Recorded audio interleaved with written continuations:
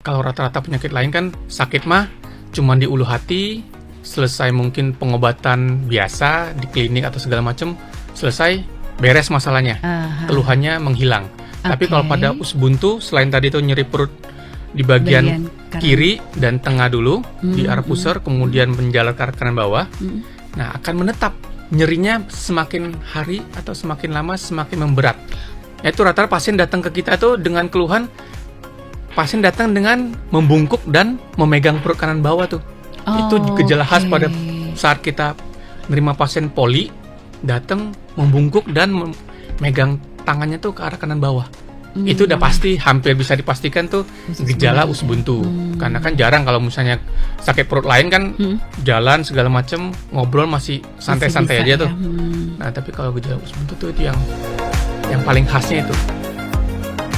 Halo Sobat PK, kembali lagi bertemu dengan saya Johanita dalam program Sapa Dokter. Hari ini saya bertemu dengan dokter spesialis bedah dari Rumah Sakit Sin Carolus Sumarekon Serpong. Kita kenalan dulu ya.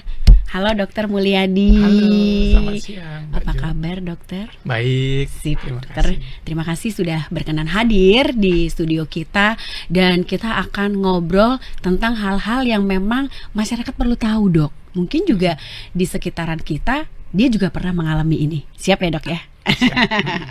Baik, bersama kita di sini ada Dokter Mulyadi, spesialis bedah dari Rumah Sakit Sin Carolus Sumarekon Serpong. Nah, kita mau bahas tentang apa? Baik, kita langsung mulai aja ya. Dok, gini dok, kita tuh mau bahas tentang usus buntu dan segala-galanya, gitu ya.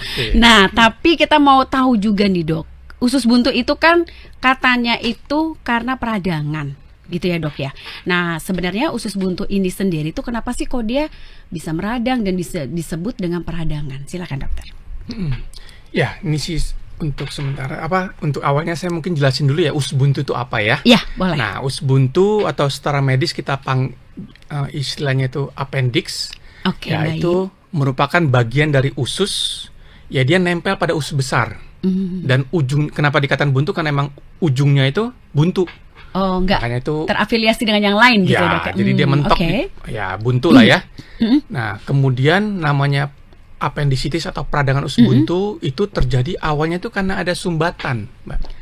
Jadi selalu diawali dengan ada sumbatan dulu, kemudian baru meradang.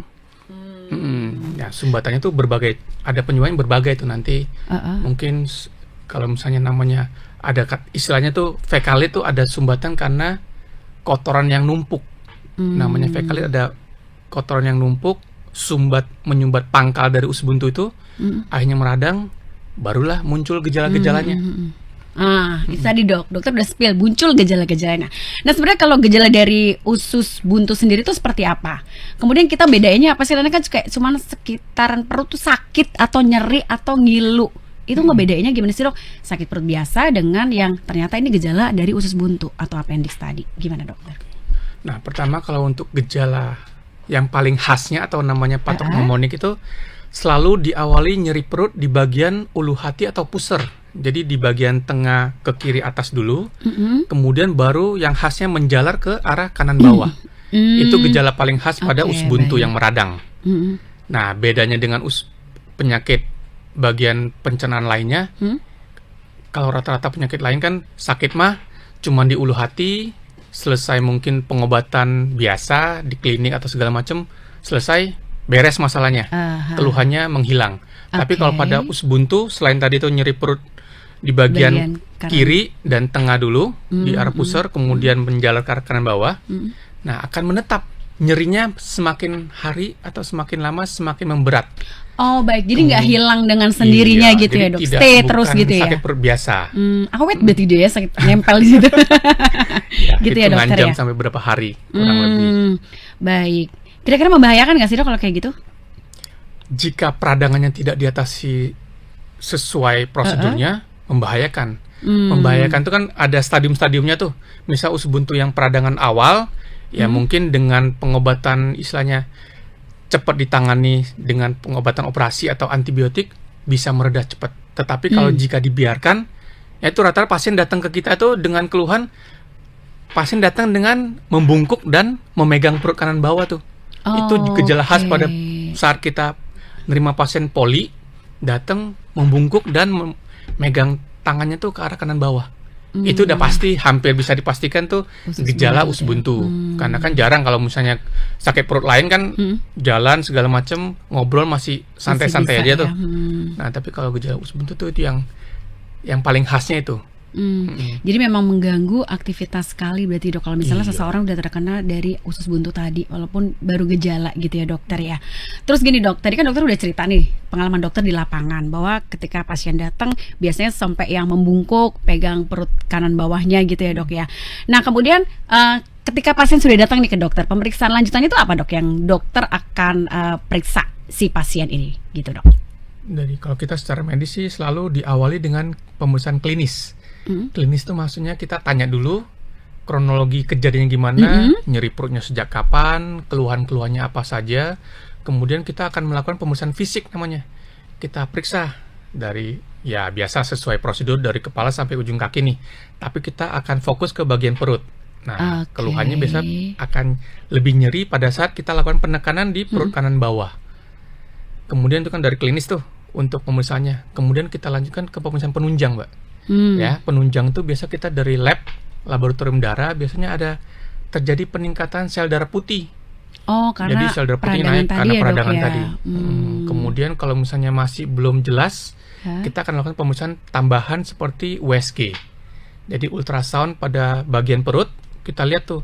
Tapi kadang-kadang USG lebih ke arah kita nyingkirin kemungkinan lain selain usus buntu. Misalnya ada yang gejala mirip gitu ya? Batu ginjal. Kalau misalnya pada perempuan ada bagian kandungan kan ada kemungkinan peradangan ke bagian kandungan tuh. Di bagian kista ovarium atau masalah tubanya segala macam. Nah, kalau nggak jelas juga di USG bisa untuk sementara ini gold standard atau pemeriksaan paling ideal itu CT scan dengan kontras. CT scan abdomen. Jadi kita lakukan scan dulu. Nah, kita lihat usus buntunya, diameternya sama sekitarnya bagaimana. Jadi kalau mau kepastian diagnosis orang tua kadang-kadang, dok bisa nggak anak saya sebelum operasi dipastikan dulu. Selalu kita tawarin yang gold standard itu CT scan. Oh itu di rumah sakit Sin Carlos Marcos sudah ada ya dok ya? Iya. Oke, canggih lah pasti. Baik dokter. Dokter tadi sudah spill di bagian awal bahwa usus buntu itu kan sebenarnya usus yang usus buntu itu kan nggak ada saluran kemana-mananya ya dok ya. Dan itu buntu gitu kan. Kemudian nyerinya itu akibat dari penumpukan kotoran gitu. Nah sebenarnya penyebab utama itu apa sih dok? Katanya nih ada mitos kan suka makan kayak cabai ada sama biji-bijinya gitu kan. Terus atau mungkin jambu biji dengan biji. Apakah benar seperti itu? Atau mungkin ada hal medis lain mungkin yang perlu kita ketahui dokter? Ya sebenarnya kalau dibilang mitos juga bukan ya. Jadi tapi yang untuk penyebab pasti itu sampai sekarang belum diketahui. Oh baik. Tapi ada namanya faktor resiko. Nah salah satunya itu faktor resiko ya. Biasa orangnya tuh ada gangguan pencernaan. Rata-rata tuh biasa ada sebelumnya ada gangguan pencernaan dulu. Terus ada yang paling banyak tuh karena penumpukan tadi, karena ada gangguan pencernaan, penumpukan kotoran. Kalau dia berkumpul di muaranya atau di pangkal dari usus buntunya, dia akan menyumbat, Mbak. Nah, sumbatan itulah yang akan menyebabkan peradangan. Biasanya kalau kita istilahnya tuh habis penyumbatan, kan cairan sebenarnya usus buntu tuh ada ngeluarin cairan normalnya tuh ada ngeluarin cairan. Karena ada sumbatan di pangkalnya, pengeluaran cairannya itu tidak adekuat atau gitu ya, jadi tidak lancar. Pengeluaran cairan tuh numpuk, lama-lama bengkak. Kalau nggak ditangani, pecah usus buntunya. Itu yang paling ngeri. Tapi kebanyakan rata-rata tuh fekalit itu atau penumpukan kotoran yang keras itu paling banyak penyebab. Ya, tapi kalau pastinya sih sampai sekarang teorinya sih nggak ada karena itu saja. Jadi banyak faktor resikonya. Selain itu bisa juga ya pencernaan yang bukan biji-bijian, makan biji salak tersumbat biji salak di usus buntu, bukan begitu. Kan ada namanya pencernaan dulu tuh, dicerna segala macam. Mungkin sisa-sisanya ada namanya benda asing bisa juga menumpuk di pangkal usus buntu tadi. Menyebabkan peradangan juga. Atau juga mungkin kasus yang agak ekstrim, cacing. Benda asing atau cacing bisa ngumpul di bagian pangkal situ, bisa menyebabkan sumbatan. Wah, ngeri banget. Tapi pasti sumbatan. Jadi benda-benda asing itu bukan bukan selalu sisa-sisa dari makanan gitu ya dok, bukan ya. Bisa jadi tadi kan bilang cacing ya. Cacing. Itu ngeri banget sih dok. Nah kemudian gini dok, Yang paling berisiko terkena usus buntu ini siapa aja sih, Dok? Anak-anak kah? Middle, remaja, atau justru malah orang tua dan lansia? Gimana, Dok? Ya sebenarnya kalau secara teori ya, dari statistik maksudnya, yang angka prevalensi paling tinggi itu usia kurang lebih 10 tahun sampai 30 tahun. Oke, baik. Ya kalau secara patofisik atau misalnya tepatnya detailnya seperti apa ya, tapi secara statistik itu. Itu kenapa tuh, Dok? Ya kemungkinan sih kalau ini pandangan pribadi saya ya, itu kan nggak dijelaskan secara detail di teorinya nih. Tapi kalau namanya remaja umur 10-an ke atas kan rata-rata anak udah mulai sering jajan. Oh iya. Ada mulai sering milih-milih makanan. Jika pasiennya picky milih yang eater kurang gitu ya, Dok, serat, ya? iya, picky eater, kurang serat, kurang minum, aktivitas berlebihan kan, ya akan terganggu proses pencernaannya. Nah, kadang-kadang juga usia yang kurang lebih kan produktif tuh, 20-an sampai 30 usia produktif tuh, kebanyakan mungkin juga karena faktor pekerjaan, stres pekerjaan, aktivitas, imunitas yang turun, dan susah pola makan yang nggak teratur, ya membuat angka kejadian itu paling tinggi 10 sampai 30 tahun. Oke, baik, Dok. Terus kemudian gini, ada sering terdengar ya, Dok, ya, bahwa kalau udah usus buntu tuh pasti harus operasi. Itu benar nggak sih, Dok? Atau mungkin di rumah sakit Sin Carolus Sumarekon Serpong ini ada metode khusus yang mungkin penanganan usus buntu ini tidak harus operasi, gitu nggak sih, Dok? Ada nggak sih, Dok?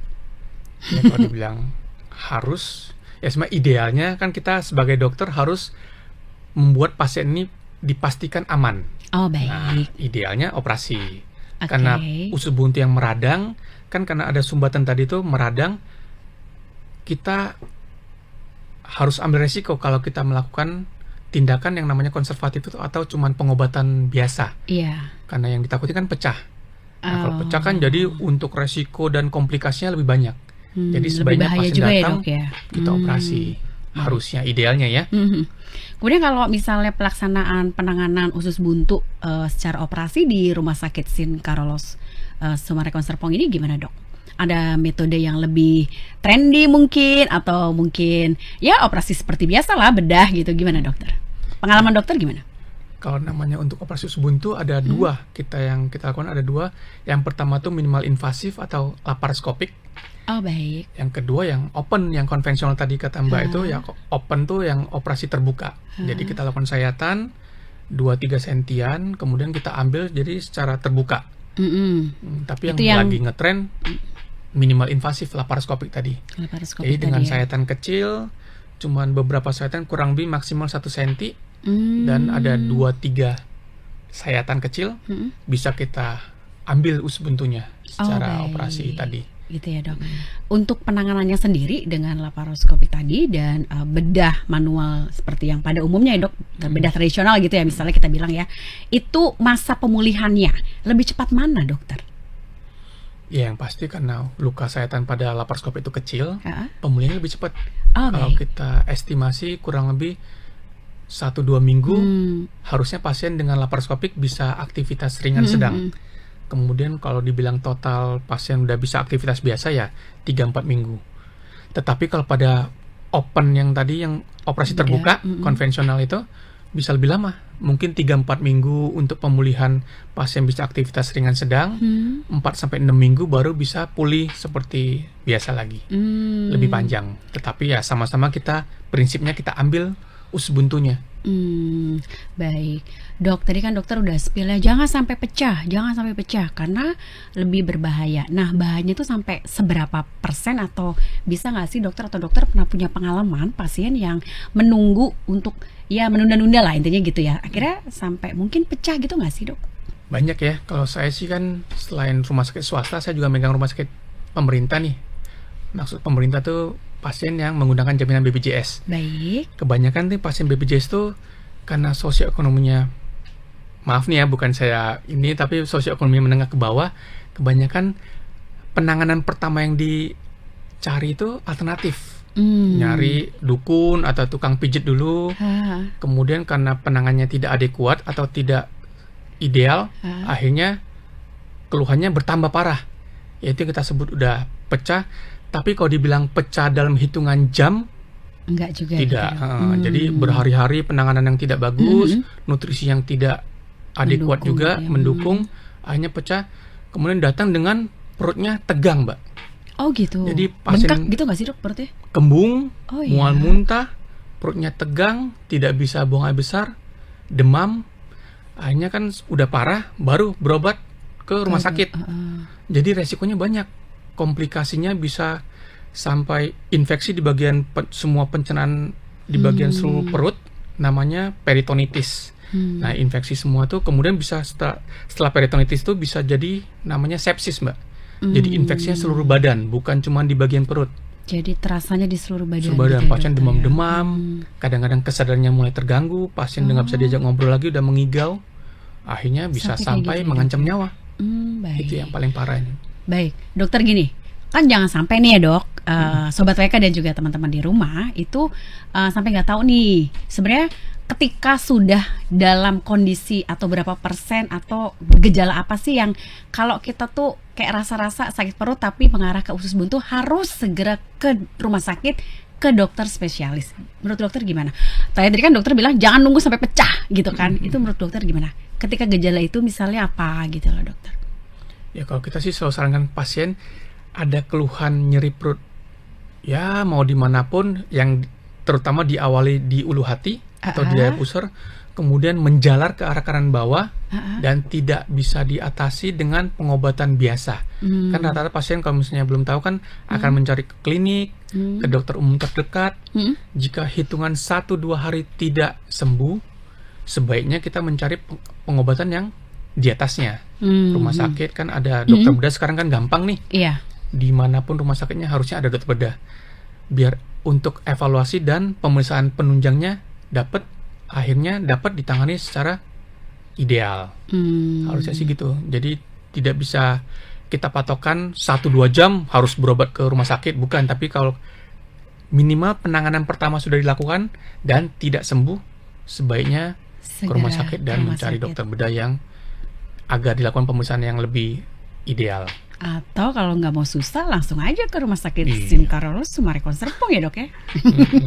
Gitu kan ya dok. Oke. Dokter praktik tiap hari toh. Nah apalagi dokter praktik tiap hari, dokter Mulya. Oke dok, saya tadi masih tertarik dengan penjelasan dokter ketika si appendix ini udah pecah gitu ya dok ya. Nah tadi kan dokter sudah sebutkan bahwa resiko terbesarnya adalah sampai mungkin berhalusinasi dan mengancam jiwa. Nah kalau misalnya dia sudah pecah begitu, itu penanganannya pasti lebih sulit ya dok ya. Iya. Itu pengobatannya akan lebih rumit dan seberapa persen sembuhnya ya dok kira-kira? Iya.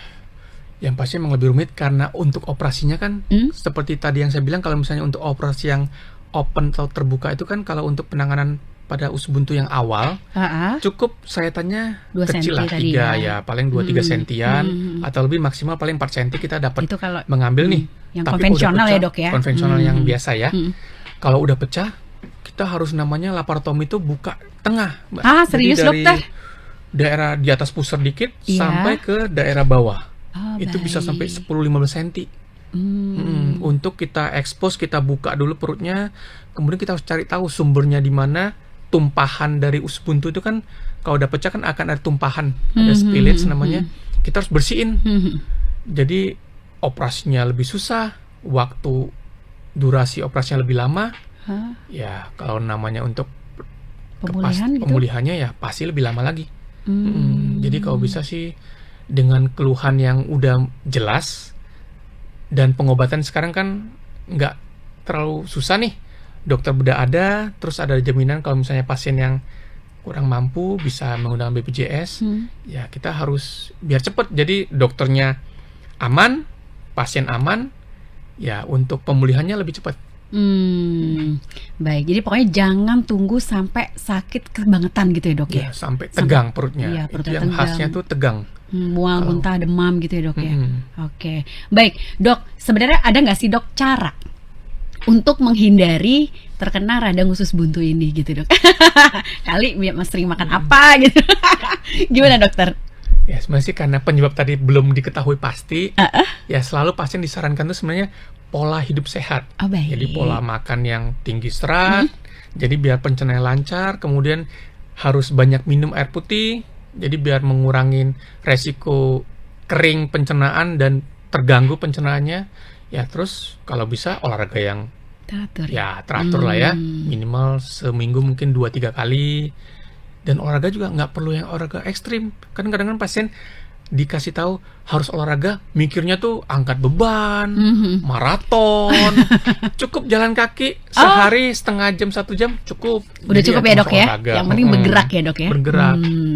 Baik, dokter terakhir ya dok ya. Ada nggak sih pesan dokter untuk kita semuanya ya, masyarakat, sobat WK dan teman-teman semuanya di luar sana supaya lebih waspada lagi dan jangan sampai mereka tuh menunda untuk periksa gitu. Silakan dokter. Ya mungkin sih kalau pesan saya untuk masyarakat Indonesia ya terutama ya. Ya pertama kalau misalnya ada keluhan seperti nyeri perut yang tidak bisa ditangani oleh klinik atau minimal vaskes pertama udah diobati dan tidak sembuh, sebaiknya berobat ke rumah sakit pertama ya. Jadi agar kan kita juga sebagai dokter bedah tuh sebenarnya kan tidak bisa memastikan pasien datang langsung kita putuskan ini operasi dan ini penyebabnya usus buntu. Kan harus ada pemeriksaan tambahan nih. Jadi kita periksa ini dulu, observasi dulu, baru bisa kita katakan ini usus buntu. Kemudian kan untuk operasi kan butuh waktu. Jadi sebaiknya tadi penanganan semakin cepat, ya bukan penanganan semakin, evaluasi yang pertama semakin cepat, harusnya penanganan juga cepat. Baik. Ya, jadi agar untuk komplikasi dan penanganannya tuh tidak terlambat dan mengurangi angka komplikasi yang berat. Ya mungkin itu aja kali ya. Iya baik. Terima kasih loh dokter untuk segala penjelasannya dokter terkait usus buntu dan penanganannya. Dan semoga teman-teman di rumah makin paham ya soal usus buntu dan lebih cepat ambil tindakan kayak tadi dokter pesan ya, jangan ditunda-tunda sampai perutnya tegang dan sebagainya gitu ya. Kalau ada gejala segeralah datang ke rumah sakit terdekat, bertemu dengan dokter atau langsung ya ke dokter spesialis bedah Dr. Mulyadi di Rumah Sakit Sin Carolus Summarecon Serpong, praktek setiap hari ya kan dok? Jam berapa sih dok prakteknya? Kalau saya sih dari Senin sampai Sabtu ya jam 8 sampai jam 4 sore ada. Nah, lagi panjang kan jadwal pagi jam 8 sampai jam 4 sore. Ini dokter nungguin loh. Boleh konsultasi aja kan boleh dok ya? Boleh. Oke, baik. Terima kasih Sobat WK dan sampai ketemu lagi di Sapa Dokter selanjutnya. Saya Jonita Ari pamit undur diri. Terima kasih dan sampai jumpa.